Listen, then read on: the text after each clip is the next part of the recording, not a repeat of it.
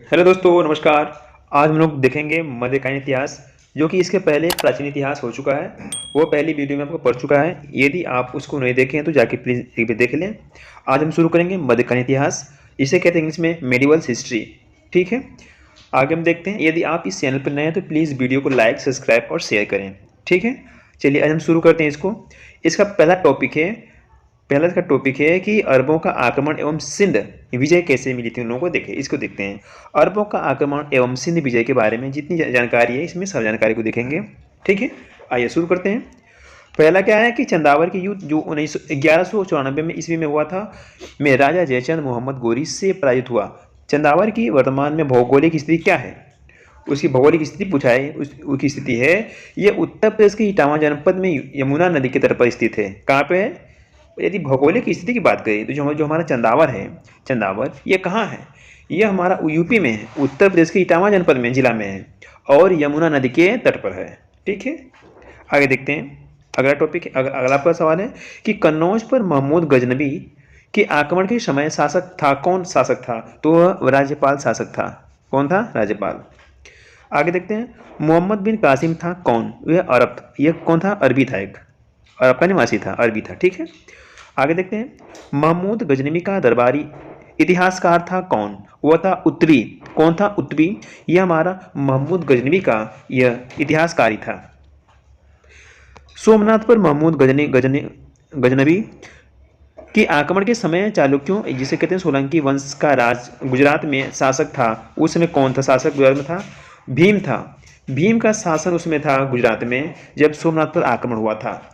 सोमनाथ मंदिर पे आक्रमण यह 1127 ईस्वी में हुआ था। यह महमूद गजनवी ने कराया था, इसी ने किया था, महमूद गजनवी के आक्रमण में हुआ था। ठीक है, देखिए आगे बढ़ते हैं। इसमें बात कहा कि दिल्ली का प्रथम मुस्लिम शासक कौन था? तो दिल्ली का मुस्लिम शासक पहला पूछा है तो कुतुबुद्दीन ऐबक था। कौन था? कुतुबुद्दीन ऐबक दिल्ली का प्रथम मुस्लिम शासक था। एक घटना एक परिणाम रहित विजय कथन आधुनिक इतिहासकार ने अरबों के द्वारा सिंध विजय के संदर्भ में है। कौन है? तो वह लेनपुल है। कौन? लेनपुल। ये सिंध विजय अरबों के संधि में विजय की थी। आगे देखते हैं। गजनी राजवंश का संस्थापक था कौन? तो आपका यदि बात करें गजनी राजवंश की तो वह अल्पतगीन था। कौन था? अल्पतगीन गजनी राजवंश का संस्थापक था। आगे बढ़े, ये हमारा एक अगला चैप्टर आ गया, इसको देखते हैं। टॉपिक है, ये टॉपिक का नाम क्या है कि मोहम्मद गौरी का आक्रमण एवं दिल्ली सल्तनत की स्थापना। यानी मोहम्मद गौरी का आक्रमण और दिल्ली सल्तनत की स्थापना, इसके विषय में बात करेंगे। देखिए, मध्य एशिया की वह शासक जो 1192 ईस्वी में उत्तर भारत को जीता था, वह कौन था? वो था हिज शिहाबुद्दीन मोहम्मद गौरी। शिहाबुद्दीन मोहम्मद गौरी यह 1192 में यह उत्तर भारत को जीता था। आगे देखते हैं। युद्ध जिसने भारत में मुस्लिम शक्ति की स्थापना हुई, यह हुई थी कब? तराइन का जो दूसरा युद्ध हुआ था, उसी समय मुस्लिम शक्ति की स्थापना हुई थी भारत में। ठीक है, देखिए आगे बढ़ते हैं। वह शासक जो पृथ्वीराज चौहान के नाम से प्रसिद्ध है, वह कौन है? तो पृथ्वीराज तृतीय और अरोराज तृतीय, ये दोनों को हम पृथ्वीराज चौहान के नाम से इसे यह शासक प्रसिद्ध हुआ। आगे देखते हैं। आपका अगला है क्या कि भारतीय गौरव ए का अंतिम सूर्य किसके लिए प्रयुक्त हुआ? तो अंतिम सूर्य की बात पूछे तो वह पृथ्वीराज चौहान है। कौन है? पृथ्वीराज चौहान एक बहुत प्रतापी राजा था, इसके लिए प्रसिद्ध है। मोहम्मद गौरी का वह दास जिसने बंगाल एवं बिहार पर विजय प्राप्त की थी, तो कौन था? वह बख्तियार खिलजी था, जो बिहार और बंगाल को जीता था। किस किस सिक्कों पर बगदाद के अंतिम खलीफा का नाम सर्वप्रथम अंकित हुआ? तो आपका अलाउद्दीन मसूद शाह के सर्वप्रथम अंकित हुआ था। इन्हीं खलीफा के नाम प्रसिद्ध हुआ था बगदाद के अंतिम खिलाफ। ठीक है, एक सिक्का था। आगे देखते हैं। आपका भारतीय इतिहास में सल्तनत काल के नाम से जाने जाना वाला काल कौन सा है? तो 1206 ईसा पूर्व से लेकर के 1526 ईसा पूर्व की बात करेगा तो ये आपका दिल्ली सल्तनत की बात करता है। दिल्ली का वो प्रथम सुल्तान जो युद्ध में लड़ता हुआ मारा गया था, कौन था? तो इब्राहिम लोदी था। यह युद्ध में लड़ते लड़ते मारा गया था। ठीक है, आइए हम अगला टॉपिक शुरू करते हैं। देखिए अगला टॉपिक क्या है? गुलाम वंश। दोस्तों, यदि आप इस चैनल पर नए हैं तो प्लीज़ चैनल को लाइक, सब्सक्राइब और शेयर करें। ठीक है, हम वीडियो को कंटिन्यू जारी करेंगे। कुतुबुद्दीन ऐबक को सुल्तान की पदवी पदवी प्रदान की थी किसने? कहने का मतलब कि जो कुतुबुद्दीन ऐबक था उसे सुल्तान की पदवी किसने प्रदान की थी? तो वो प्रदान की थी गयासुद्दीन मोहम्मद ने। किसने की थी? गयासुद्दीन मोहम्मद ने इसे सुल्तान की पदवी दी थी। ठीक है, आगे देखते हैं। इल्तुतमिश एवं उनकी उत्तराधिकारी, यानी इल्तुतमिश था उसकी कितने उत्तराधिकारी थे, इनको देखेंगे। पहला क्या है कि सिक्कों पर टकसाल का नाम लिखने की परंपरा भारत में शुरू की गई थी कब? किसके शासनकाल में? तो इल्तुतमिश के शासनकाल में शुरू की गई थी। मंगोल आक्रमणकारी चंगेज खां भारत की उत्तर पश्चिम सीमा किसके काल में आया था? उत्तरी पश्चिमी सीमा पे मंगोली आक्रमणकारी आया था चंगेज खां। किसके शासनकाल में आया था? तो इल्तुतमिश के शासनकाल में वो आया था। ठीक है, भारत में। आगे देखते हैं। यदि बात करें गुलाम का गुलाम कहा गया था किसको? गुलामों का गुलाम कहा गया था इल्तुतमिश को। भारत की वह मध्यकालीन शासक इक्ता व्यवस्था प्रारंभ की गई थी किसके शासनकाल में? तो इल्तुतमिश के शासनकाल में। यह हमेशा पूछता है सवाल, इक्ता व्यवस्था की स्थापना किसके शासनकाल में शुरू की गई थी? तो वह इल्तुतमिश के शासनकाल में शुरू की गई थी, इस व्यवस्था को प्रारंभ किया गया था। ठीक है, हमारा अगला टॉपिक है, इसको देखते हैं कि बलबन एवं उसके उत्तराधिकारी। अब बात करते हैं बलबन के उत्तराधिकारियों की। इसके पहले बात की इल्तुतमिश के उत्तराधिकारियों की, अब बलबन के उत्तराधिकारियों की। बलबन के राजतत्व सिद्धांत को दिल्ली सल्तनत के शासन के पुनः स्थापित किया था किसने? तो अलाउद्दीन खिलजी ने पुनः इसको स्थापित किया था। दिल्ली का प्रथम शासक जिसने दरबार में गैर इस्लामी प्रथाओं का प्रचलन प्रारंभ किया तो वह कौन था? तो बलबन था। बलबन एक ऐसा शासक था जिसने दिल्ली का प्रथम शासक था, लेकिन इसमें गैर इस्लामी प्रथाओं को भी शुरू किया। ठीक है, रक्त और लोहा की नीति में विश्वास करता था कौन? यह एक बलबन शासक था, ये राजा था। यह रक्त और लोहे की नीति पर विश्वास करता था। आगे बढ़ते हैं, देखिए। यदि बात करते बलबन के काल में विद्रोह करने वाला बंगाल का गवर्नर कौन था? तो बंगाल का गवर्नर जो था वह तुगरील खां था। कौन था? तुगरील खां। ये ऐसा था, ये बंगाल का गवर्नर था, ये हमेशा विद्रोह करता था किसके साथ? बलबन के साथ। बात करते हैं आगे, देखिए। सुल्तान जिसने गढ़मुक्तेश्वर की मस्जिद की दीवारों पर अपने शिलालेखों में स्वयं को खलीफा का सहायक कहा, वह कौन है? वह बलबन एक ऐसा था राजा। यह जो देखिए गढ़मुक्तेश्वर में जो एक मस्जिद है, उस मस्जिद की जितनी दीवारें हैं और शिलालेख हैं उस पर खलीफा शब्द को यह मशहूर किया था, वो बलबन था। ठीक है, देखिए आगे बढ़ते हैं। यदि हम बात करें सुल्तान जिसने पूरा 1 वर्ष में दमन दिल्ली के निकटवर्ती जंगल कटवाने में समर्पित कर दिया, यानी कहने का मतलब कि 1 साल में एक वर्ष इन्होंने दमन और दिल्ली में जितने पेड़ थे उनको कटवाने को, मतलब जंगल को कटवाने का समर्पित कर दिया था। 1 साल समय खराब किया था, वह राजा था आपका बलबन। ठीक है, देखिए आगे बढ़ते हैं। अब हमारा शुरू होता है खिलजी वंश। कौन सा वंश? खिलजी वंश। देखिए खिलजी वंश की सारी बातें इसमें है। सुल्तान जिसने साम्राज्य की सीमाओं की सुरक्षा हेतु एक विशेष सेना को नियुक्त किया था, वो कौन था? तो अलाउद्दीन खिलजी। अलाउद्दीन खिलजी एक ऐसा शासक था जिसने साम्राज्य की सीमाओं पर सुरक्षा के लिए, कड़े प्रावधान के लिए इन्होंने एक सेना को नियुक्त किया। ठीक है, अलाउद्दीन खिलजी की विजयों को कालक्रमानुसार व्यवस्थित क्रम से, इसका क्या व्यवस्थित क्रम है? पहला इन्होंने किया था गुजरात पे, फिर रणथंभौर पे, फिर चित्तौड़ पे, फिर वारंगल पे। अर्थात कहने का मतलब अलाउद्दीन खिलजी ने इन सभी जगहों पे अपना विजय स्थापित किया था। पहला क्या था? गुजरात, फिर रणथंभौर, फिर चित्तौड़, इसके बाद वारंगल। आगे देखते हैं। दिल्ली के सुल्तान जिसने उत्पादन या उपज का 50% भू राजस्व के रूप में वसूलता था, कौन था? तो अलाउद्दीन खिलजी। अलाउद्दीन खिलजी एक ऐसा प्रतापी राजा था जो भूमि का 50% हिस्सा वसूल करता था। 1303 ईस्वी में काकतीय शासकों की सेना ने किसकी सेना को वारंगल में परास्त किया था? तो अलाउद्दीन की सेना को काकतीय साम्राज्य ने, इसको शासक ने परास्त किया था। घड़ी अथवा गिरकस लगाने वाला दिल्ली का प्रथम शासक कौन था? तो अलाउद्दीन खिलजी था। इन्होंने घर पे कर लगाया था, घड़ी अथवा गिरी कर लगाया था।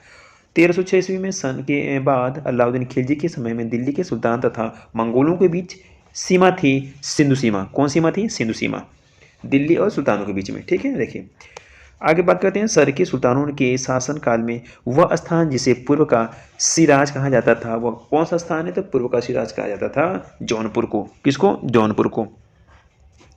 अलाउद्दीन खिलजी के सेनाध्यक्षों में से तुगलक वंश का प्रथम सुल्तान बना था कौन? तो बना था गाजी मलिक।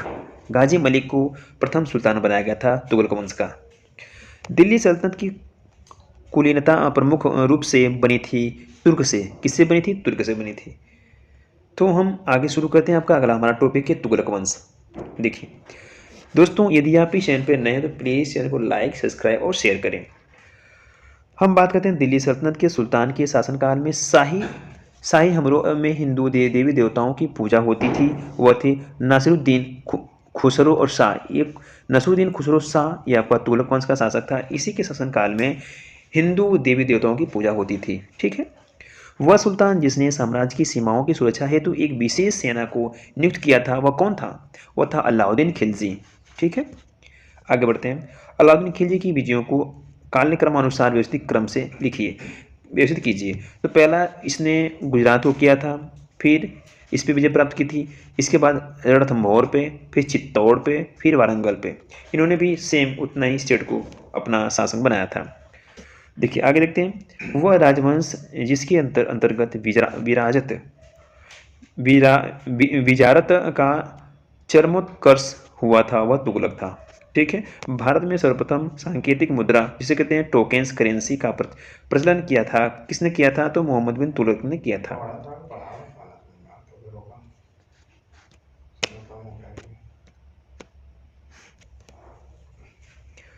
दीर्घ अवधि तक शासन करने वाला सुल्तान था। तो वह हमारा सुल्तान था कौन? मतलब जो लंबे समय तक शासन किया था, मोहम्मद बिन तुगलक। मोहम्मद बिन तुगलक एक ऐसा प्रतापी राजा था जिसने सबसे लंबे समय तक शासन किया था। दिल्ली का वह सुल्तान जिसने अमीरों को ख्वाजा तास या सहदास माना था वह जो सुल्तान था कौन माना था? तो मोहम्मद बिन तुगलक। यह एक ऐसा शासक था, राजा था, इसी ने उन सबको माना था। देखिए आगे हम बात करते हैं। राज्य के खर्चे पर हज की व्यवस्था करने वाला पहला भारतीय शासक था कौन? तो वह शासक था फिरोज शाह तुगलक। फिरोज शाह तुगलक। आगे बढ़ते हैं। दिल्ली का वह सुल्तान जिसने एक रोजगार कार्यालय, एक दीवाने खैरात तथा दारुल सफ़ा की स्थापना की थी वह कौन शासक था? तो वह शासक था फिरोज शाह तुगलक। ठीक है। सर्व कर लगाया जाता था किस पे? सिंचाई पर। सिंचाई की हम बात करें तो इस पर एक कर लगाया जाता था, उसे कहते हैं सर्व। ठीक है। आगे बढ़ते हैं। देखिए दिल्ली का वह सुल्तान जिसने एक अनुवाद विभाग की स्थापना की थी जिससे दोनों संप्रदायों के लोगों में इस एक दूसरे के विचारों को समझ बेहतर हो सके वह कौन शासक था? तो फिरोज शाह तुगलक था। फिरोज शाह तुगलक। जौनपुर शहर की स्थापना किसने की थी? तो फिरोज शाह तुगलक ने जौनपुर शहर की स्थापना की थी। दिल्ली के ब्राह्मणों पर भी जजिया लगाने वाला सुल्तान था कौन? तो फिरोज शाह तुगलक था जो दिल्ली के ब्राह्मणों पर भी कर लगाया था।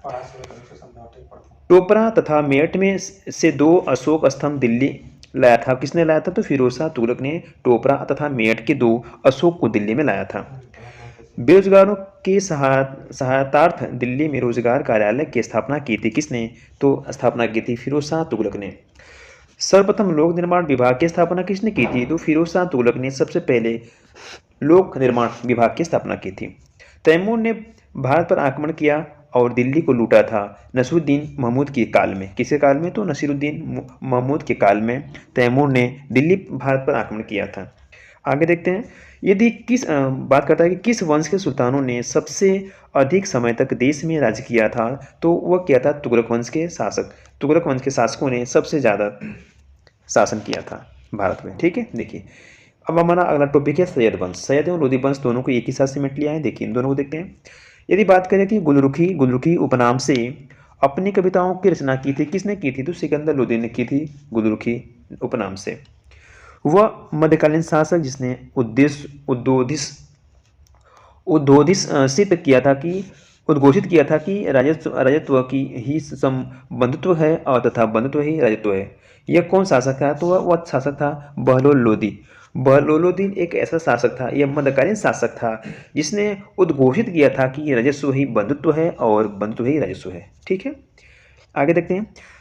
जिसके शासन में गुरु नानक देव ने सिख धर्म की स्थापना की थी वह शासक किसका था? तो वह शासक था सिकंदर लोदी का। सिकंदर लोदी के शासन में ही गुरु नानक देव ने सिख धर्म की स्थापना की थी। आगे देखते हैं हमारा अगला टॉपिक क्या है। सल्तनत कालीन और स्थापत्य एवं कला, इसको हम देखते हैं। ठीक है। सूफी संत कुतुब उद्दीन बख्तियार काकी को समर्पित थी, क्या थी? कुतुब मीनार। कुतुब मीनार एक ऐसा स्थापत्य है, यह इन दोनों को समर्पित थी, कुतुबुद्दीन और बख्तियार काकी को। ठीक है। 28 दिन का झोपड़ा का निर्माण कुतुबुद्दीन ऐबक ने मोहम्मद गौरी की आदेश पर कराया था। यह कब कराया था? तो 1194 ईस्वी में कराया था। एक सूची आ गई, सूची को देखते हैं। पहले सूची में भवन है, दूसरी सूची में क्या है? निर्माण करता है। सुल्तानगढ़ी की बात करें तो सुल्तानगढ़ी जो भवन है, इसका निर्माण किसने कराया था? इसका निर्माण इल्तुतमिश ने कराया था। यदि हम बात करते हैं लाल महल की, तो लाल महल जो भवन है, इसका निर्माण बलबन ने करवाया था। जमात खाना मस्जिद जो है भवन, इसका निर्माण किसने कराया था? तो जमात खाना मस्जिद का निर्माण कराया था अलाउद्दीन खिलजी ने कराया था। 28 दिन का झोपड़ा की बात करें तो इसका निर्माण कुतुबुद्दीन ऐबक ने कराया था। आगे बढ़ते हैं, देखिए एक और आगे सूची को देखते हैं। सूची 1 में क्या है? पुस्तक है। सूची 2 में क्या है? आपका विषय है। मिरात ए सिकंदरी जो पुस्तक, इसके लेखक कौन है? यह इसका विषय क्या था? तो इसका विषय था गुजरात विजय। क्या था? गुजरात विजय। बुरहान ए मारिस की बात करें, मासिर की बात करें तो यह पुस्तक है, ये इसका विषय क्या था? तो बहमनी की अहमदनगर का इतिहास, इसके अंदर उसका अहमदनगर का इतिहास के बारे में सारी घटनाएं इसमें वर्णित है। यदि बात करें कि रियाज उस सलातीन की, यह एक पुस्तक है, इसमें किस विषय पे बात की गई, किस विषय के बारे में चर्चा किया गया है? तो इसमें बंगाल का इतिहास, जो बंगाल का इतिहास है, सारी इस बंगाल के इतिहास की बात इस किताब में लिखी गई है। रियाज उल ईसा की बात करें तो ये जो पुस्तक, इसके अंतर्गत महमूद गांव के पत्रों का संग्रह का निर्माण, मतलब संग्रहों को इसमें रचित किया गया है। आगे देखते हैं, भारतीय वास्तुकला में सुर्खी का प्रारंभ हुआ तो सल्तनत के सुल्तानों द्वारा यह शुरू किया गया था। चित्तौड़ का कीर्ति स्तंभ का निर्माण कराया था किसने? तो राणा कुंभा ने कराया था। किसने कराया था? राणा कुंभा ने। प्रसिद्ध संगीतकार तानसेन का मकबरा स्थित है, यह कहाँ पे है? तो ग्वालियर में है। जो तानसेन था उसका मकबरा ग्वालियर में है। बात करता है कि जंतर मंतर की, तो जंतर मंतर के नाम से जनख्याति प्राप्त खगोलीय वेधशाला का दिल्ली में निर्माण कराया था। किसने कराया था? तो जयसिंह द्वितीय ने कराया था। ठीक है। आगे देखते हैं, आपका अगला टॉपिक है कि सल्तनतकालीन साहित्य एवं साहित्यकार। सल्तनतकालीन साहित्य एवं साहित्यकार बात करते हैं। देखिए, साहित्यिक कृति जिसके कुछ अंश 28 दिन का झोपड़ा नामक वास्तुकृत से मिलते हैं, वह कौन है? तो हरकेली नाटक जो हमारा है, हरकेली नाटक, इसी के अंतर जो 28 दिन का झोपड़ा है, इसकी सारी वास्तुकृतियाँ इसमें मिलती हैं, इससे मेल खाती हैं। अलबरूनी ने अपना प्रसिद्ध ग्रंथ तारिक उल हिंद लिखा था अरबी भाषा में। किस भाषा में? अरबी भाषा में। फवायदुल फवाद नामक पुस्तक शेख निजामुद्दीन औलिया की बातचीत का विवरण है। इसका संकलन किसने किया था? तो अमीर हसन सजजी ने किया था। अमीर हसन सिजजी ने उसने अपना इसका संकलन किया था। अब एक सूची आ गई दोस्तों, हम सूची को देखेंगे। यदि आप इस चैनल पर नए हैं तो प्लीज़ आप चैनल को लाइक करें, सब्सक्राइब करें और शेयर करें। इसके पहले हमने एक वीडियो बनाई है, आप उसे देख सकते हैं, प्राचीन इतिहास का है। ठीक है। देखिए, सूची 1 में क्या है? ग्रंथ है। सूची 2 में क्या है? रचनाकार है। यदि बात करते हैं रस कौमुदी जो ग्रंथ है, इसके रचनाकार कौन है? तो श्री कंठ है। राग विबोध की बात करें तो राग विबोध जो ग्रंथ है, इसकी रचना कौन है? तो इसके रचनाकार है आपका सोमनाथ। चतुर्दंडी प्रकाशिका के ग्रंथ हैं, इसके रचनाकार कौन है? तो वेंकट रमन है। आगे देखते हैं, पूर्वी समुद्री मार्ग से भारत तथा कानफूर, जिसे कहते हैं कैंटन्स के बीच व्यापार का उल्लेख किया था। किसने? तो अलबरूनी ने किया था। ठीक है। आगे देखते हैं, फख्र ए मुदाबी द्वारा युद्ध कला पर लिखी गई एक पुस्तक का नाम क्या था? तो उसका नाम था अदब उल हर्ब। ठीक है। सल्तनत काल में डाक व्यवस्था का विस्तृत विवरण दिया था। किसने? तो इब्न बतूता ने दिया था। सबसे पहले यदि डाक की बात करते हैं, डाक व्यवस्था के बाद सबसे पहले शुरू में यह सल्तनत का शुरू हुई थी, इसको इब्न बतूता ने दिया था। महाभारत का तेलुगु संस्करण लिखा था किसने? तो इसको लिखा था नन्नय ने। किसने? नन्नय लिखा था, नन्नय ने। किसने लिखा था? नन्नय। ठीक है। आगे बढ़ते हैं, फिर एक सूची आ गई, सूची को देखते हैं। सूची 1 में क्या है? पुस्तक है और दूसरी सूची में लेखक है। बात करता है कि तबकात ए नासिरी, तबकात ए नासिरी जो पुस्तक है इसके लेखक कौन है? तो मिन्हास उस सिराज इसके लेखक हैं। ताज उल मासीर की लेखक कौन है? तो हसन निजामी है। तारीख उल हिंद की लेखक कौन है? तो अल बेरूनी है। तुगलकनामा की बात करें तो इसके लेखक कौन है? अमीर खुसरो हैं। ये इंपॉर्टेंट है, ठीक है। सूची एक और सूची जाके इसको देखते हैं। सूची में क्या है? पहले में है आपका रचनाकार, दूसरे में आपका रचना। मुल्ला दाऊद की रचना, ये जो रचना है चंदायन, चंदायन किसी रचना है? मुल्ला दाऊद की। दोमोदर कवि के रचना रचना रचना जो है ये पद्मावती कथा। पद्मावती कथा की बात करें तो इसकी जो रचनाकार हैं ये दोमोदर कवि हैं। सोमनाथ की रचना कौन है? राग विबोध इनकी रचना है। अमीर खुसरो की कौन सी रचना है? तो असिका इनकी रचना है। एक और सूची आगे हम सूची को देखते हैं। देखिए सूची क्या है? पहले में पुस्तक है और दूसरे में लेखक है, ठीक है। देखिए पुस्तक क्या है कि तबकात ए निसरी, तबकात ए नासिरी की लेखक कौन है? तो मिनहाज उस सिराज जसजानी ये इनके लेखक हैं। तारीख़ फिरोज शाह के लेखक कौन है? तो शम्स ए सीरज अफीफ है। तुगलकनामा के लेखक कौन है? तो अमीर खुसरो हैं। और हुमायूंनामा की बात करें तो उसके लेखक हैं गुलबदन बेगम। दोस्तों अब हमारा अगला टॉपिक है विजयनगर, बहमनी तथा अन्य प्रांतीय राजवंश, इन सब के बारे में देखेंगे। देखिए इसके अंतर्गत पहली सूची आ गई, सूची को शामिल करना है। पहली सूची, दूसरी सूची। संगम वंश की बात करें तो संगम वंश की स्थापना 1336 से लेकर 1485 ईसा पूर्व तक चली थी। इसमें जो आपके हरिहर प्रथम इसके संस्थापक थे। सालू वंश की बात करें तो ये शुरू हुआ था 1485 से लेकर के 1505 ईसा पूर्व तक। इसके जो शासक थे नरसिंह सालू थे। तुलु वंश की बात करें तो ये 1505 से लेकर 1570 ईसा पूर्व तक चली थी। इसके शासनकाल थे वीर नरसिंह। आरबीडू वंश की बात करें तो 1570 से लेकर के 1649 ईस्वी तक ये चली थी, ईस्वी तक चली थी। इसके जो शासक थे वह तिरुमाल थे। आगे बढ़ते हैं। देखिए यदि बात करता है किसकी? कश्मीर के शासक ने जजिया और गौ हत्या को समाप्त किया। किसके शासनकाल में? तो जैनुल अबिदीन के शासनकाल में इसको खत्म किया गया था। दक्षिण में बहमनी राज्य का संस्थापक कौन था? तो अलाउद्दीन बहमन शाह यह आपका संस्थापक था। कृष्णदेव राय के दरबार में अष्टदिग्गज थे कौन? 8 तेलुगु कवि थे। उन्हीं कवियों को कहते थे क्या? अष्टदिग्गज। तालीकोटा का युद्ध कहाँ हुआ था? तो तालीकोटा का युद्ध 23 जनवरी सन 1565 में हुआ था। अब्दुल रज्जाक विजयनगर आया था कब? तो आया था देवराय सेकंड के राज्यकाल में आया था, ठीक है।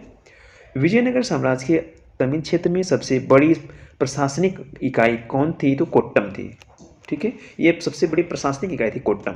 आगे बढ़ते हैं। देखिए यदि बात करें कि प्राक मुगल काल में वह स्थान जिसे भारत का सिराज समझा जाता था तो वह कौन सा स्थान है? वो आपका जौनपुर है, ठीक है। हिंदी खड़ी बोली का जनक माना जाता है किसे? तो अमीर खुसरो को माना जाता है। किस विजयनगर के शासक ने वेल्लोर में पुर्तगालियों को गिरजाघर निर्माण करने की अनुमति प्रदान की थी? तो वह कैंट वेंकट सेकंड ने गिरजाघर निर्माण को अनुमति दी थी बनाने के लिए। आगे देखते हैं। अपनी मधुरा विजय काव्य में अपने पति की विजय अभियानों का वर्णन करने वाली कवियत्री थी कौन? तो गंगा देवी थी। अब्दुल रज्जाक विजयनगर के दरबार में आया था। देवराय सेकंड के शासनकाल में आया था अब्दुल रज्जाक, ठीक है। भारत में सिराज ए हिंद नाम से जाना जाता है कौन? तो जौनपुर को जाना जाता है। जौनपुर की स्थापना की थी किसने? तो फिरोज शाह तुगलक ने जौनपुर की स्थापना की थी। इतिहासकार रॉबर्ट सीवेल ए फॉरगॉटन्स एम्पायर नामक शीर्षक से पुस्तक लिखी। इसमें साम्राज्य का नाम था क्या? तो विजयनगर साम्राज्य का नाम इसमें है, ठीक है। आगे देखते हैं। हमारा अगला टॉपिक है भक्ति एवं सूफी आंदोलन। भक्ति एवं सूफी आंदोलन को देखेंगे। पहले सूची में क्या है कि संप्रदाय और दूसरी सूची में आपका संबंधित संत। चिश्ती संप्रदाय जो है ये किससे संबंधित? इसके जो संत थे कौन कौन संत थे? शेख हमीउद्दीन नागौरी इसके संत थे चिश्ती संप्रदाय के। सुहरावर्दी संप्रदाय के जो संत हैं वह शेख बहाउद्दीन जकारिया। नक्शबंदी संप्रदाय के संत हैं अहमद सर हिंदी। काहिरी संप्रदाय के संत हैं शेख दाऊद करमानी। यदि हम बात करते हैं आगे देखिए वह योग जो नाथपंथियों द्वारा अपनाया गया था एवं जिसकी क्रियाओं को सूफी संतों ने भी अपनाया था वह कौन था? तो हठ योग था। हठ योग को कई संतों ने अपनाया था। सूफी संतों में अजमेर को घर बनाया शेख मोइनुद्दीन चिश्ती ने घर बनाया था सूफी संतों में। प्रसिद्ध कवि अमीर खुसरो सूफी संत के अनुयायी थे। यह शेख निजामुद्दीन औलिया के शासन का इन्होंने बताया था। ख्वाजा मोइनुद्दीन चिश्ती थे कौन? तो जो ख्वाजा उस्मान हारून थे। ठीक है, ये आपके चिश्ती थे। शेख निजामुद्दीन औलिया शिष्य थे किसके? तो ये बाबा फरीद के शिष्य थे। बाबा फरीद के शिष्य शेख निजामुद्दीन औलिया थे। सूफी संत महबूब ए इलाही कहलाता था कौन? तो शेख निजामुद्दीन औलिया को कहते थे सूफी संत महबूब ए इलाही। वह सूफी संत जिसके विचारों को सिखों ने धर्म ग्रंथ आदि ग्रंथ में संकलित किया गया था वह कौन है? तो फरीदुद्दीन गंज ए सकर। इस ये जो आपका सूफी संत था इसको सिख के धर्म ग्रंथ में और आदि ग्रंथ में इसको संकलित किया गया है। शेख उल हिंद की पदवी प्रथा प्रदान की थी किसने? तो शेख सलीम चिश्ती ने इसको प्रदान की थी। सूफीवाद के सिलसिलों में संगीत की विविधता कौन? यह आपका नक्शबंदी संप्रदाय। यह ऐसा संप्रदाय था जो संगीत की विरुद्ध था। सूफियों में कृष्ण को औलिया के रूप में मानता है कौन? तो शाह मोहम्मद गौस इसको मानता है सूफी औलिया के रूप में। कबीर के शिष्य थे कौन? तो रामानंद कबीर के शिष्य थे। मीराबाई समकालीन थे किसके? तो चैतन्य महाप्रभु के समकालीन थी। किस भक्ति संत के शिष्यों के प्रयास से वृंदावन एक तीर्थ स्थल हो गया? तो चैतन्य के प्रयास से। गुरु नानक का जन्म स्थल था तलवाड़ी जो ननकाना में है तलवाड़ी। हुजूर साहब का गुरुद्वारा किसकी याद में बना था? तो यह गुरु गोविंद सिंह की याद में बना था हुजूर। कोई व्यक्ति किसी व्यक्ति की उसका धर्म संप्रदाय या जाति न पूछे, यह कथन था रामानंद का। पुष्टि मार्ग के दर्शन का प्रारंभ किया था किसने? तो वल्लभाचार्य ने शुरू किया था, यानी इसको प्रारंभ किया था पुष्टि मार्ग को। प्रसिद्ध महाकाली संत शंकर देव संबंधित थे किससे? तो वैष्णव संप्रदाय से यह इनका संबंध था, वैष्णव संप्रदाय थे। वाकरी संप्रदाय का संत था कौन? तो ये नामदेव था। नामदेव वाकई संप्रदाय का आपका संत था। ठीक है, आगे बढ़ते हैं। आगे देखिए, भक्ति आंदोलन को प्रारंभ किया था किसने? तो अलवार संतों ने इसको भक्ति आंदोलन को प्रारंभ किया था, अलवार संतों ने। भक्ति संस्कृति का भारत में पुनर्जन्म हुआ था कब? तो 15वीं और 16वीं शताब्दी ईसा पूर्व में इसका प्रारंभ हुआ था। इस्लाम से प्रभावित भक्ति आंदोलन के नायक थे कौन? तो नामदेव था। मल्लुकदास एक संत कवि थे, यह कड़ाका कहाँ का था? कड़ाका। निजामुद्दीन औलिया और मोइनुद्दीन चिश्ती थे सूफी संत, ये दोनों सूफी संत थे। अब हमारा अगला टॉपिक क्या है? सल्तनत काल विविधता। सल्तनत काल में क्या क्या विविधताएं थी उनको देखेंगे। पहला क्या है कि जौनपुर के सरकी वंश का अंतिम शासक कौन था? तो हुसैन शाह था अंतिम शासक। एक सूची आ गई, सूची को हम देखेंगे। पहली सूची में क्या है? शासक है, और दूसरी सूची में क्या है? राज्य है। राणा हमीर यह शासक था किस राज्य का? तो मेवाड़ राज्य का शासक था। राणा चुंडा की बात करें तो राणा चुंडा हमारा है, यह किस राज्य का शासक था? तो यह आपका शासक था मारवाड़ का। मलिक राजा फारूकी की बात करें तो मलिक राजा फारूकी यह शासक था किस राज्य का? तो खानदेश राज्य का शासक था। मलिक सवर ख्वाजा जहाँ यह शासक था किस राज्य का? था जौनपुर का था। आगे देखते हैं, वह नगर जो इराक में सुन्नी त्रिकोण का भाग नहीं है वह कौन है? तो बसरा एक ऐसा जो नगर है जो सुन्नी का क्षेत्र नहीं है। आगे देखते हैं, देखिए अब हम शुरू करते हैं आपका खरीदादार कौन था? तो फरमानों को भेजने वाला अधिकारी को कहते थे खरीदादार। ठीक है, जो फरमान को भेजता था उसे कहते थे खरीदादार। भारत में पोलो खेल का प्रचलन किया था किसने? तुर्कों ने। सबसे पहले तुर्कों ने हमारे भारत में पोलो खेल लाया था। पैगंबर हजरत मोहम्मद का जन्म कहाँ हुआ था? तो ये जन्म हुआ था 570 ईसा पूर्व में हुआ था। सल्तनत काल के अधिकांश अमीर एवं सुल्तान किस वर्ग के थे? तो तुर्क वंश के थे, तुर्क वर्ग के थे। सल्तनत काल में भूमि को नापने के लिए शब्द का प्रयोग किया गया था कौन सा? वह था मसाहत शब्द का प्रयोग किया गया था जमीन को नापने के लिए। सल्तनत काल में सैन्य विभाग के अध्यक्ष को क्या कहा जाता था? तो आरिज ई मुमालिक कहा जाता था। क्या कहता था? हजीर ए मुमालिक के नाम से उनको जाना जाता था। आगे देखते हैं, आपका अगला टॉपिक आ गया बाबर का आक्रमण एवं मुगल वंश की स्थापना। ठीक है, हम इसको देखेंगे। देखिए, शुरू करते हैं कि अफगानिस्तान पर आधिपत्य के समय बाबर को भारत पर आक्रमण करने के लिए निमंत्रण दिया था। किसने दिया था? तो दौलत खान एक ऐसा शासक था जिसने अफगानिस्तान पर आक्रमण के लिए बाबर को न्योता दिया था।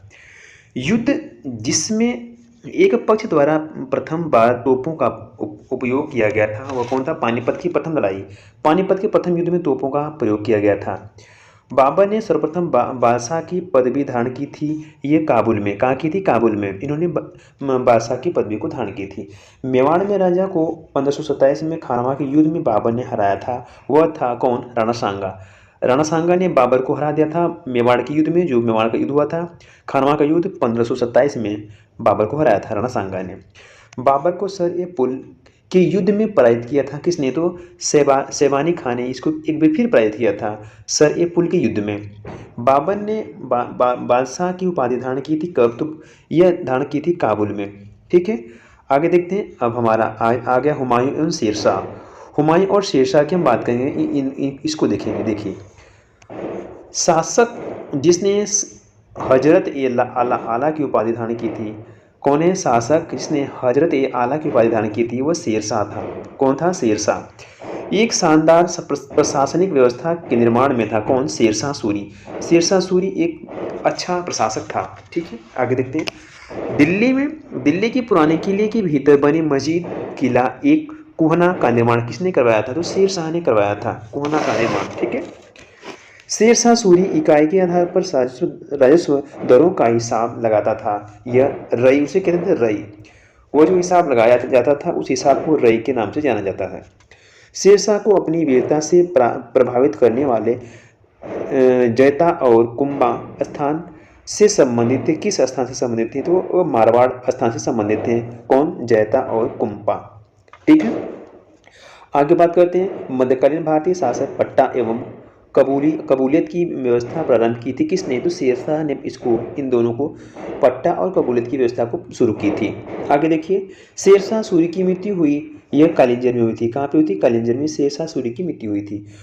मध्य युगीन शासकों में उच्च शिक्षित शासक कौन था? तो शेरशाह।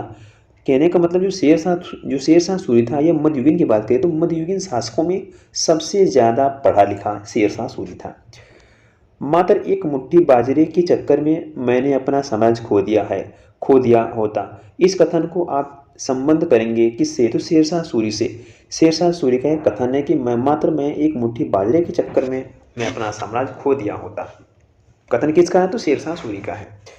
दिल्ली में पुराना किला के भवनों का निर्माण करवाया था। किसने? तो शेरशाह ने करवाया था।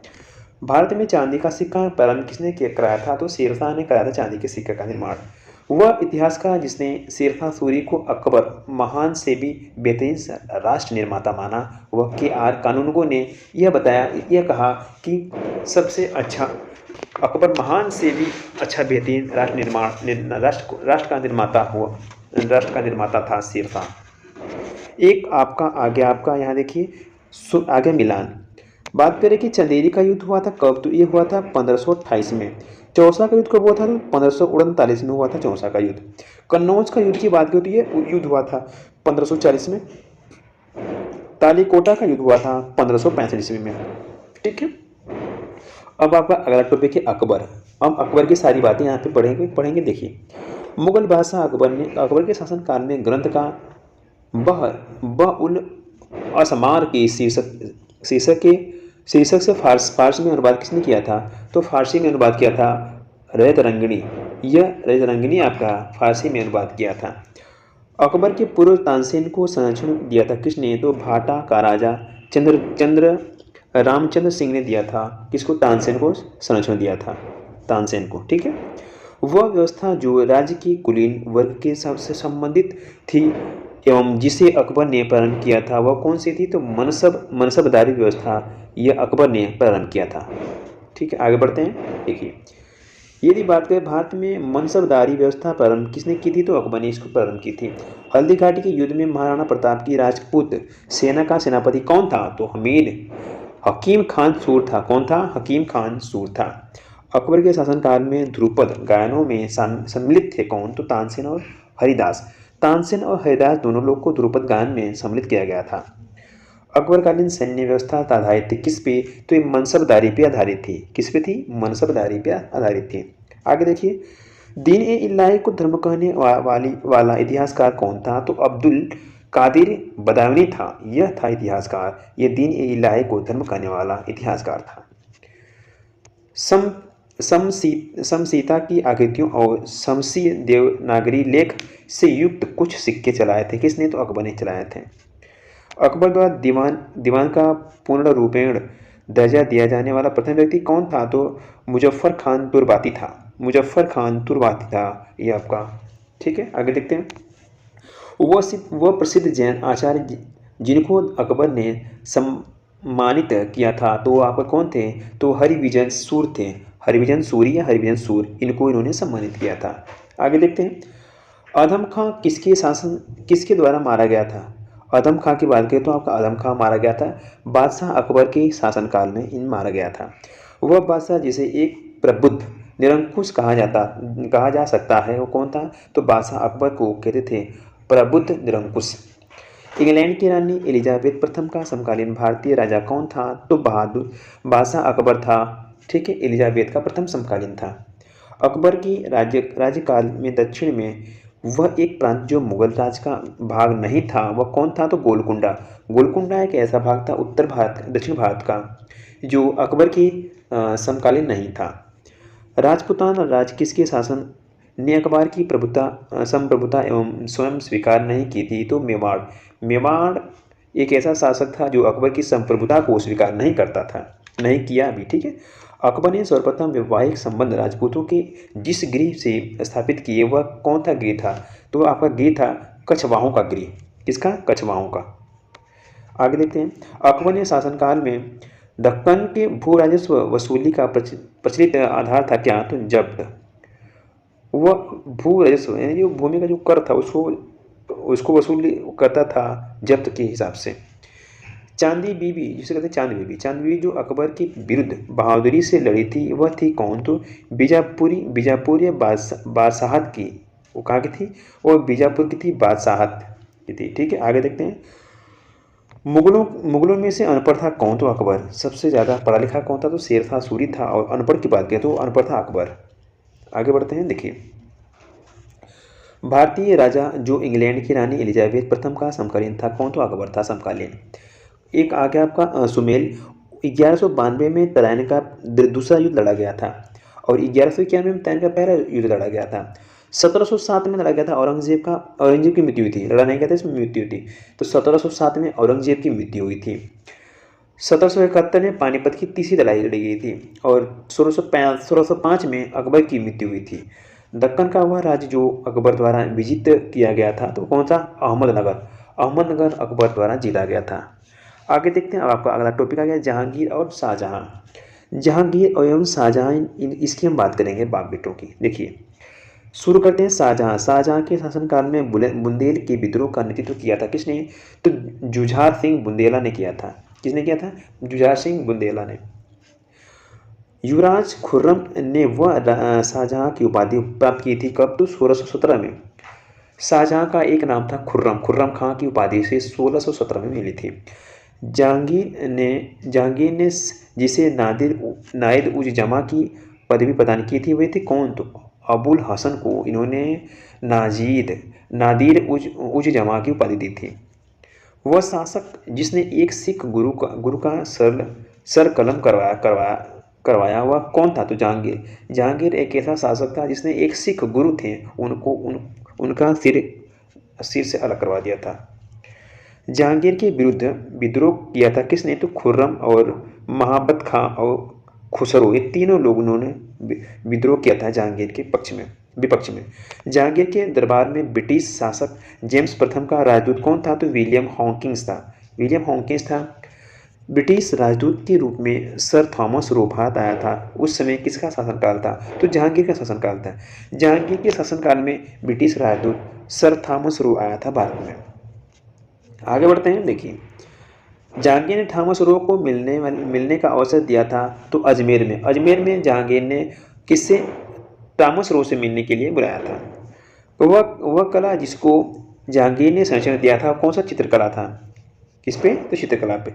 मुगल साम्राज्य जहांगीर ने इंग्लिश खान की उपाधि उपाधि दी थी किसको, तो विलियम हॉकिंस को दी थी इंग्लिश खान की उपाधि, क्योंकि विलियम हॉकिंस अंग्रेज था।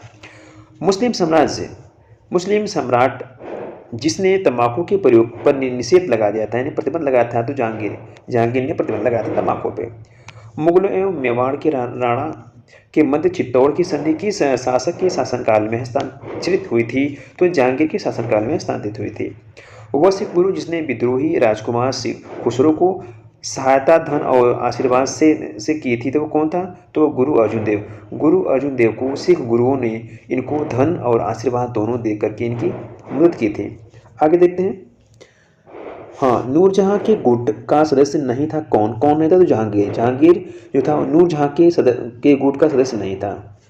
आगे देखते हैं। एक डच पैटर्न्स जिसने जहांगीर के शासनकाल का मूल्यांकन विवरण दिया था वो कौन था, तो फ्रांसिस्को पेलसर्ट था। ठीक है, ये आपका मूल्य विवरण शासनकाल का नहीं दिया था। वह विदेशी यात्री जिसने जहांगीर के शासनकाल में भारत की यात्रा की थी तो फ्रांसिस्को था। फ्रांसिस्को आपके हिस्सा जहांगीर के शासनकाल में भारत की यात्रा की थी। मुगल सेना में चिकित्सक नियुक्त किया गया था किसे, तो वनियर मुगल शासनकाल में ये आपका डॉक्टर था, इसे कहते चिकित्सक। बादशाह शाहजहां को सुप्रसिद्ध हीरा कोहिनूर भेंट किया था किसने, तो मीर जुमला ने इसको हीरा के रूप में कोहिनूर को भेंट दिया था शाहजहां को। शाहजहां ने शाह बुलंद इकबाल की पदवी दी थी कब, तो दारा सिकों को दी थी इकबाल की पदवी। बनारस में इलाहाबाद की तीर्थ यात्रा करके समाप्ति के लिए मुगल बादशाह के सामने बनारस के पंडितों का नेतृत्व किसने किया था, तो कविंद्राचार्य ने किया था। कविंद्राचार्य ने इन जितने हमारे पंडितों थे इनका नेतृत्व किया था। आगे बढ़ते हैं। देखिए, वह सम्राट जिसने अपनी राजधानी आगरा से दिल्ली स्थानांतरित की थी वह था शाहजहां। शाहजहां एक ऐसा शासक था जो अपनी राजधानी को दिल्ली से उठा करके आगरा में लाकर रख दिया। आगरा से उठा करके दिल्ली में रख दिया था। ठीक है, अब आपका आ गया एक और सूची है, सूची को देखते हैं। सूची में क्या क्या है। पहली सूची में घटनाएं हैं और दूसरी सूची में क्या है, वर्ष हैं। बनारस के पास पूसा की जो पराजय हुई ये आपकी किस वर्ष हुई थी, तो ये हुई थी फरवरी 1658 में हुई थी। धर्मत में विजय की घटना कब हुई थी, तो ये अप्रैल 1658 में हुई थी। सामूगढ़ की लड़ाई कब लड़ी, यह घटना कब घटित हुई थी, तो यह घटी थी मई में 1658 में। देवराय की लड़ाई कब लड़ी गई थी, तो अप्रैल 1659 में यह लड़ी गई थी। जिंदा पीर के नाम से जाना जाता था कौन, तो औरंगजेब को कहते थे जिंदा पीर है। दारा सिकों को दफनाया गया था कहाँ पे, तो दिल्ली में दफनाया गया था दारा सिकों को, दिल्ली में। आगे देखते हैं। देखिए, यदि बात करें मुगल सेन में सबसे अधिक राजपूत एवं मराठा सेनापतियों को रखा गया था कहाँ पे, तो किसने रखा था, तो औरंगजेब ने सबसे ज़्यादा राजपूत एवं मराठा को अपने साथ रखा था। शाहजहां के शासनकाल में अधिकांश समय तक दक्कन का गवर्नर कौन रहा, तो औरंगजेब सबसे अधिक समय तक गवर्नर रहा। ठीक है, दक्कन का। अपनी विजयों को लिपिबद्ध करने के लिए हिंदू को औरंगजेब ने ढूंढ निकाला था ईश्वरदास नागर। मुस्लिम समाज औरंगजेब वाद्य यंत्र बजाते थे कौन सा, तो वीणा को ये लोग बजाते थे। वह मुगल बादशाह जिसको 2 बार सिंहासनारोहण हुआ वो कौन था, औरंगजेब का 2 बार सिंहासनारोहण हुआ था। औरंगजेब ने दक्षिण में जिन 2 राज्यों को विजित किया था वे कौन थे राज्य थे, वे राज्य थे बीजापुर और क्या गोलकुंडा। बीजापुर और गोलकुंडा को औरंगजेब ने जीता था। संत रामदास को किसके शासनकाल से संबंधित किया गया था, तो ये औरंगजेब के शासनकाल से इनको इसे संबंधित किया गया था। औरंगजेब ने किसको शाहीबाद उज जमानी की उपाधि प्रदान की थी, तो जहां आरा को इन्होंने शाहीबाद उज जमानी की उपाधि धारण की थी। आगे देखते हैं। आपका अगला है कि जजिया शासन का पुनः लगाया गया था किसने लगाया था, जजिया औरंगजेब ने जजिया कर को फिर दोबारा चालू किया था। औरंगजेब के शासनकाल में जाटों ने मकबरों को क्षतिग्रस्त किया था तो अकबर के शासनकाल में। अब हम शुरू करेंगे उत्तरवर्ती मुगल। दोस्तों यदि आप इस चैनल पे नए हैं तो प्लीज़ वीडियो को लाइक सब्सक्राइब एवं शेयर करें, ठीक है। अब हमारा अगला टॉपिक है उत्तर पूर्वी। जो उत्तर मतलब कहने का मतलब उत्तरवर्ती जितने मुगल हैं उनकी बात करेंगे, उत्तरवर्ती में उत्तर के भाग में जितने हमारे राजा थे उनकी बात करेंगे। देखिए यदि बात करते हैं कि प्रथम मुगल बादशाह को औरंगो बादशाह जो अंग्रेजों का पेंशन भोगी था कौन था, तो शाह आलम द्वितीय यह आपका सबसे पहला था जो अंग्रेजों का पेंशन भोगी बना। एक सूची आ गई, सूची को हम देखते हैं सूची में क्या क्या है। सूची दिया हुआ कि सक्कर खेड़ा का युद्ध कब लड़ा गया था, तो 1724 में लड़ा गया था सक्कर खेड़ा का युद्ध। बेदरा के युद्ध की बात करें, बेदरा का युद्ध लड़ा गया था 1759 ईस्वी में। पोर्टो नोवो का युद्ध लड़ा गया था 1781 ईस्वी में। और मुदकी का युद्ध लड़ा गया था आपका 1845 ईस्वी में लड़ा गया था। सम्राट बहादुर शाह के पुत्र युवराज दारा बख्श की मृत्यु हुई थी कब, इसकी मृत्यु हुई थी 1839 ईस्वी में हुई थी। संगीत की टंपा शैली निम्नलिखित में से किस मुगल सम्राट के दरबार में परिकृत एवं विकसित की गई थी, तो मोहम्मद शाह के दरबार में इसको परिकृत एवं विकसित की गई थी। आगे देखते हैं। देखिए वह बादशाह जिसके शासनकाल में हिजड़ों तथा महिलाओं के एक वर्ग का प्रथम प्रभुत्व था, तो अहमद शाह के शासनकाल में था। सन 1748 से लेकर 54 की बात है। अवध का प्रथम नवाब कौन था, तो सआदत खां को बनाया गया था अवध का प्रथम नवाब। औरंगजेब की 1707 ईस्वी में मृत्यु होने के बाद सत्ता संभाली थी किसने, तो बहादुर शाह प्रथम ने इसकी सत्ता को संभाली थी। अब शुरू करेंगे मुगलकालीन स्थापत्य एवं कला। बात करेंगे मुगल काल की, ठीक है। देखिए सुल्तानगढ़ी का निर्माण करवाया था किसने, तो सुल्तान इल्तुतमिश ने कराया था सुल्तानगढ़ी का निर्माण। साहित्य के संरक्षण शाहजहांगीर ने पंडित राज की उपाधि से सम्मानित किया था किससे, तो जगन्नाथ को इन्होंने सम्मानित किया था। हैदराबाद की चाय मीनार का निर्माण किसने करवाया था, तो मोहम्मद कुली कुतुब शाह के द्वारा इसका निर्माण कराया गया था। बहुत ठीक है। देखिए जितने हमारे सवाल हैं सभी के सभी इम्पोर्टेंट सवाल हैं। आगे देखते हैं। बुलंद दरवाज़ा बनवाया गया था किसके शासनकाल में, तो अकबर के शासनकाल में बनाया गया था। जहांगीरी चित्रकार थे कौन, तो अबुल हसन और आका रिजा, ये लोग चित्रकारी थे जहांगीर के शासनकाल में। जहांगीर के दरबार में पक्षियों का सबसे बड़ा चित्रकार था कौन, तो मंसूर। मंसूर एक ऐसा चित्रकार था जो बड़ी बड़ी चिड़ियों का पक्षियों का फिगर बनाता था। चित्रकला की मुगल शैली को आरंभ किया था किसने, तो हुमायूं ने। हुमायूं ने चित्रकला की शैली को शुरू किया था। वह मुगल शासक जिसने लाला कल्लावंत से हिंदू संगीत की शिक्षा ली थी, तो कौन था, तो अकबर था। पहाड़ी school, Rajput school, Mughal school और कांडला स्कूल किस कला की विभिन्न शैलियों से संदर्भित करते हैं, तो वह चित्रकला की शैली से संदर्भित करते हैं। शेरशाह सूरी का मकबरा स्थित है कहाँ पे, तो सासाराम में स्थित है। दिल्ली के लाल किला में मोती मस्जिद का निर्माण किसने करवाया था, तो औरंगजेब ने करवाया था। किसने कराया था, औरंगजेब ने कराया था। आगे देखते हैं। प्रसिद्ध तानसेन का मकबरा कहाँ स्थित है, तो ग्वालियर में स्थित है। तानसेन का मकबरा ग्वालियर में है। किसने अपने बादशाह पति के लिए मकबरे का निर्माण करवाया था, तो हाजी बेगम। हाजी बेगम अपने बादशाह के लिए एक मकबरे का निर्माण करवाए थे। दिल्ली का वह शिक्षा केंद्र जो मदरसा ए बेगम कहलाता था किसके द्वारा स्थापित किया गया था, तो वह किया गया था महाम अनगा के शासनकाल में शुरू किया गया था। वह मकबरा जो द्वितीय ताजमहल कहलाता है वो कौन है, तो यह आपका साबिया उद दौरनी का मकबरा है। राबिया उद दोमनी का मकबरा है, ठीक है। आगे देखते हैं। अयोध्या स्थित बाबरी मस्जिद का निर्माण किसने किया था, तो मारी बांके ने किया था। मीर बांकी ने किया था। किसका निर्माण, बाबरी मस्जिद का निर्माण किया था मीर बांकी। वह मुगल शासक जिसका मकबरा भारत में नहीं है, वह बाबर का मकबरा भारत में नहीं है। सवाई राजा जयसिंह द्वारा प्रथम वेलसारा जंतर मंतर स्थापित की गई थी जयपुर में। आगे देखते हैं। दिल्ली के पुराना किला का निर्माण स्वरूप का निर्माण करवाया था किसने, तो शेरशाह सूरी ने कराया था। चित्रकार जिसे जहांगीर ने नादिर उज जमा की पदवी धारण की थी वह अबुल हसन है। फतेहपुर सीकरी में बादशाह अकबर ने निर्मित किया था किसको, तो पंचमहल को निर्मित किया था। दोस्तों अब हमारा टॉपिक है मुगलकालीन साहित्य एवं साहित्यकार। मुगल काल का जितने साहित्य थे और उनके साहित्यकार, इन दोनों को हम देखेंगे। देखिए बात करते हैं। विदेशी यात्री जिसने अनारकली की दत्त कथा का उल्लेख किया वह विलियम फिंच ने अनारकली का उल्लेख किया था। गिजाली के काल में विख्यात रचनाकार थे कौन, तो अकबर थे। अकबरी के लेखक कौन है? तो तबकात ए अकबरी के लेखक निजामुद्दीन औलिया हैं, निजामुद्दीन है। दिल्ली में से एक साहित्यिक केंद्र स्थापित किया गया था, तो जेबू निस्सा ने किया था इसका शिलान्यास। वह मुगल शासक जिसने बनारस के संस्कृत और हिंदी हिंदी के महान विद्वान कविंद्र आचार्य सरस्वती को राजकीय संरक्षण प्रदान किया था, वह कौन था? तो शाहजहां था। आगे देखते हैं, संस्कृत के 4 अध्याय पुस्तक के लेखक कौन है? तो संस्कृत के 4 अध्याय पुस्तक के लेखक रामधारी सिंह दिनकर हैं। कौन है? रामधारी सिंह दिनकर। अनेक मुस्लिम विद्वानों ने महाभारत में के विविध भागों का फारसी में अनुवाद किया। इस संकलन को क्या कहते हैं? तो इस संकलन को कहते हैं रजमनामा।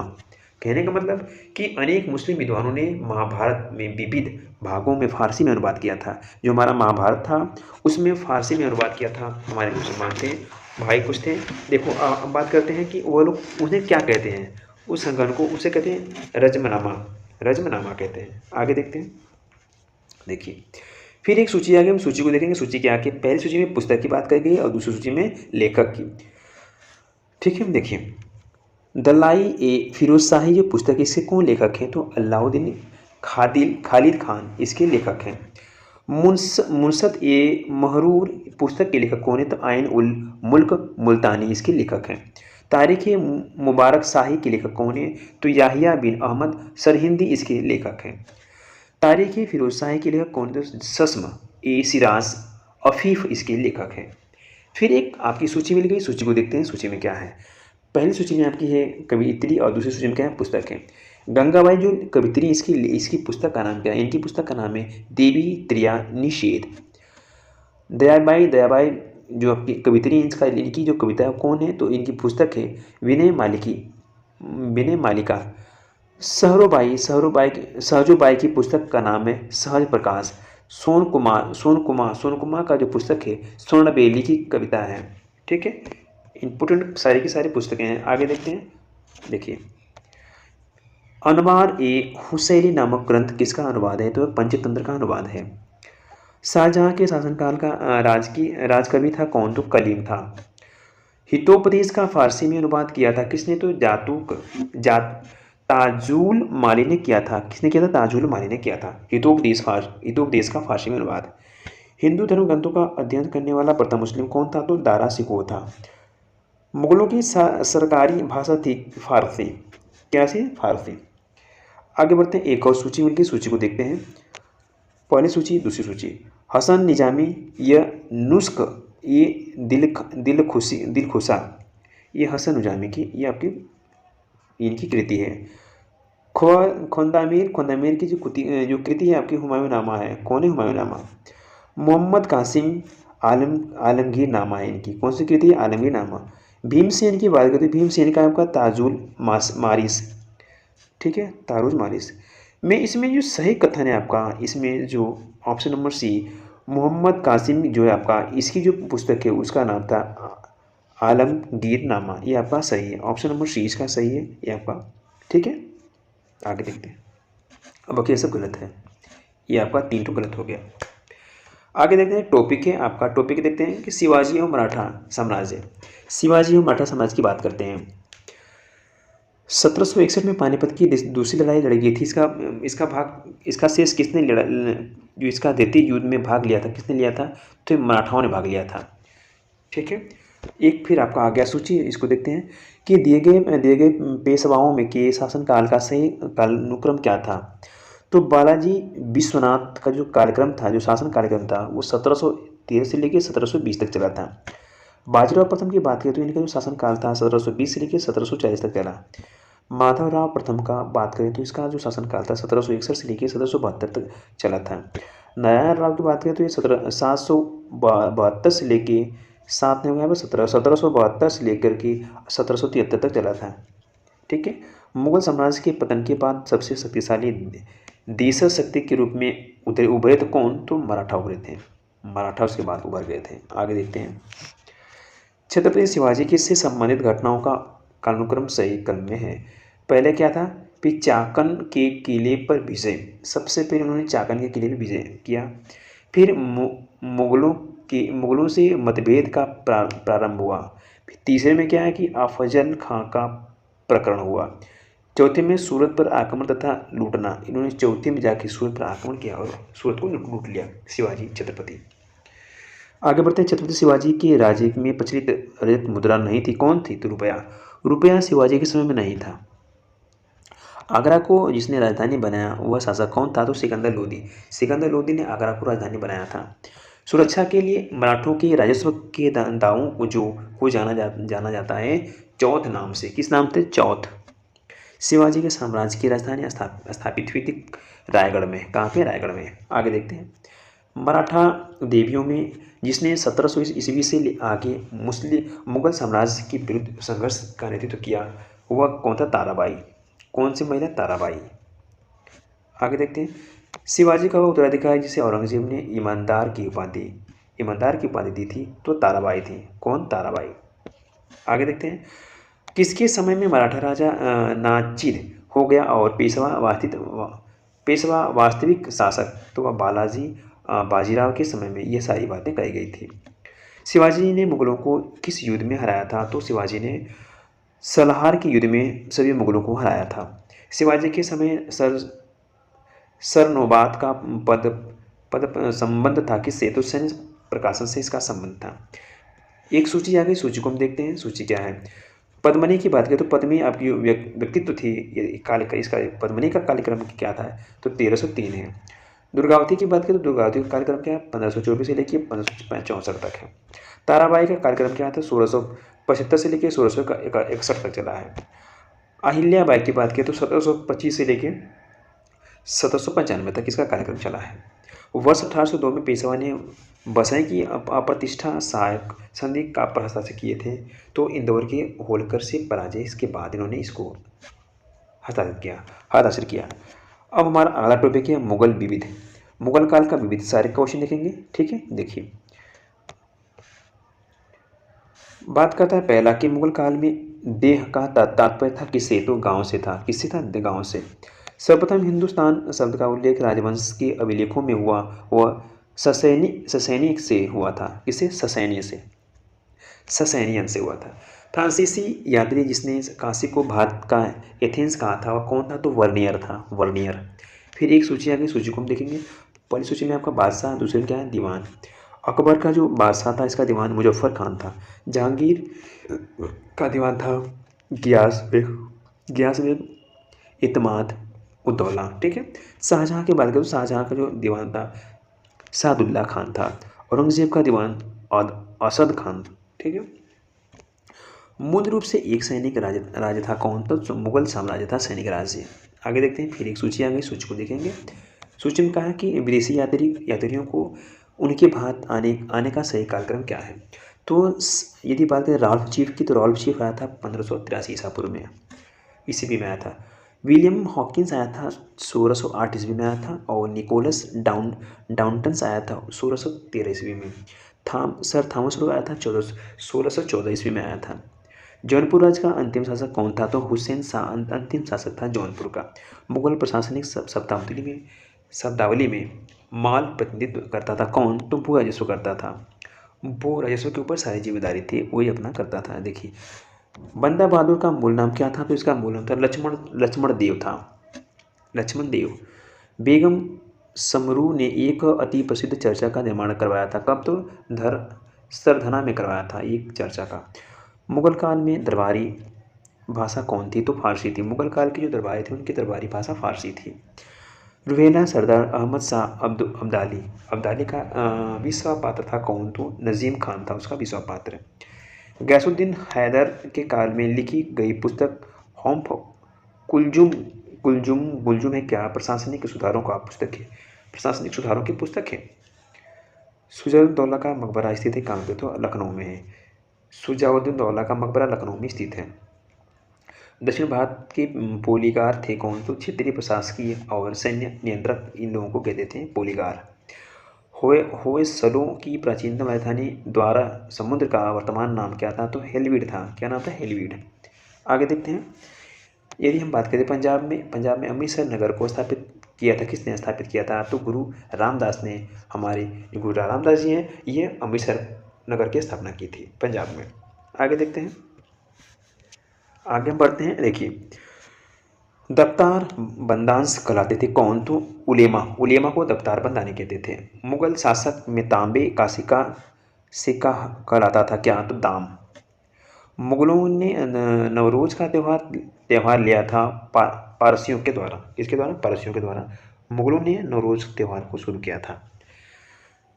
जवाबी जवाबीर थे कौन? तो राज कानून था। क्या था? एक राज्य का कानून था जवाबीर। मूलकालीन भारत में राजकीय आय का प्रमुख स्रोत क्या था? तो भू राजस्व था। भू राजस्व से ही आपका एक राज्य का भारत में राज्य की आय का स्रोत माना गया है, बहुत बड़ा। मुगल काल में मौलिम था कौन? तो एक जहाज था। मौलिम एक जहाज का नाम था।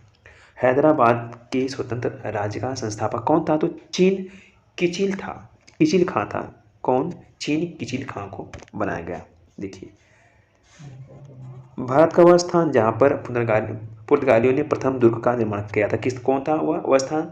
तो वह स्थान कोची है, जहाँ पे पुर्तगालियों ने सबसे पहले अपना दुर्ग का निर्माण किया था, कोची में। खिदमती है क्या? खिदमती पराजित भारतीयों सरदारों द्वारा एक देय है, देय कर है, यह एक कर था वसूल। ठीक है। खिदमत खिदमती। मध्यकालीन भारत के मुगल शासक वस्तु थे कौन कौन थे? तो चगताई तुर्क। कहने का मतलब कि मध्यकालीन भारत के जो मुगल शासक थे उनकी वस्तुएं कौन कौन सी वस्तु थी? तो चगताई और तुर्क थी। समाधि किसके कारण नंदेड़ गुरुद्वारा सिखों द्वारा पवित्र माना जाता है? तो गुरु गोविंद सिंह के द्वारा पवित्र माना जाता है। मुगल काल में करोड़ी थे कौन? तो भूरेश्वर अधिकारी थे। भूरेश्वर अधिकारी को कहते थे क्या? करोड़ी। ठीक है, करोड़ी। मुगल शासन में मीर बख्शी का कर्तव्य क्या था? तो मीर बख्शी का कर्तव्य था भू राजस्व अधिकारियों का परिवेषण करना। क्या करना? भू राजस्व अधिकारियों का परिवेषण करना। आगे देखते हैं, एक सूची फिर मिल गई, सूची को देखते हैं। सूची पहले में क्या है? युद्ध है, दूसरे में क्या आपका वर्ष है। बिलग्राम का युद्ध कब हुआ था? तो ये 26 जून 1539 में हुआ था बिलग्राम का युद्ध। सरलान का युद्ध कब हुआ था? तो ये हुआ था 1572 में। धर्मत का युद्ध कब हुआ था? तो आपका हुआ था 15 अप्रैल 1658 में। जजाओं का युद्ध हुआ था 12 जून 1707 में। फिर एक और सूची है, सूची को देखेंगे। देखिए, पहला क्या है इसमें? स्मारक है, दूसरे में क्या का वर्ष है। अटाला मस्जिद जौनपुर, ये इसका वर्ष कब है? तो 1408 में इसको बनाई गई थी। शेरशाह सूरी का मकबरा सासाराम, ये कब बनाया गया था? तो यह बनाया गया था 1545 में। हुमायूं का मकबरा जो दिल्ली में है, इसको कब बनाया गया था? तो 1570 ईस्वी में बनाया गया था। राबिया उद दौरानी का मकबरा जो औरंगाबाद में है, इसको बनाया गया था 1678 ईस्वी में बनाया गया था। फिर एक और सूची आ गई, हम सूची को देखते हैं, सूची में क्या क्या है। दाम में क्या है कि ताम्र की मुद्रा। देसाई में क्या? राजस्व अधिकारी। दीवान को कहते हैं प्रांतीय राज्य का प्रमुख। जरीब क्या है? तो भूमि की लंबाई मापने की इकाई को कहते हैं जरीब। सही सुमेल को स्वीत कीजिए। फिर एक और सूची आ गई, सूची को देखते हैं। युद्ध और वर्ष। चंदावर का युद्ध कब हुआ था? तो 1194 में हुआ था। तैमूर का आक्रमण हुआ था 1398 में। और अटाली कोटा का युद्ध हुआ था आपका 1565 में। घाघरा का युद्ध हुआ था 1529 ईस्वी में। फिर एक और सूची आ गई, सूची को हम देखते हैं। पहली सूची में वर्ष है, दूसरे में युद्ध है। 1556 का युद्ध हुआ था पानीपत की दूसरी लड़ाई। 1576 में होता है हल्दिया घाटी की लड़ाई हुई थी 1556 में 76 में। 1817 से लेकर 19 में तृतीय मराठा युद्ध लड़ा गया था। 1799 में लड़ा गया था चतुर्थ मैसूर का युद्ध लड़ा गया था। ठीक है। हाँ दोस्तों, यह हमारा मध्यकालीन इतिहास था, खत्म हुआ। अब आपसे अगली वीडियो में मिलेंगे, तब तक के लिए धन्यवाद। हाँ, यदि आप चैनल पर नए हैं तो प्लीज़ वीडियो को लाइक